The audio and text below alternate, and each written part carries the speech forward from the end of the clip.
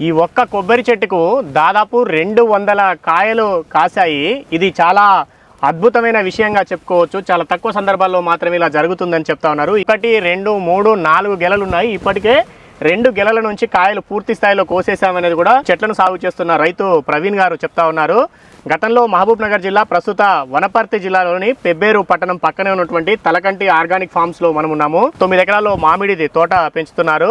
ఈ మామిడి తోట హద్దుల వెంబడి ఒక 4 కొబ్బరి చెట్లు వేసుకున్నారు క్రాస్ పాలినేషన్ కోసము. ఇవి దాదాపు 12 సంవత్సరాల చెట్లు. గతంలో మామూలుగా 40 కాయలు 30 కాయలు ఇట్లా కాసేవి. ఈ సంవత్సరం మాత్రం చాలా ఎక్కువగా కాసాయి. ఇది ఎప్పుడు ఇట్లా జరగదు అని ఉద్యాన శాఖ అధికారులు చెప్పారనేది కూడా వారు చెప్తా ఉన్నారు. పూర్తిగా వీళ్ళు సేంద్రియ పద్ధతుల్లోనే వ్యవసాయం చేస్తున్నారు. తలకంటి ఆర్గానిక్ ఫార్మ్స్ పేరుతోటి బ్రాండింగ్ చేసుకుంటున్నారు. మామిడి పండ్లను, మామిడి ఉత్పత్తులను కూడా అమ్ముతున్నారు.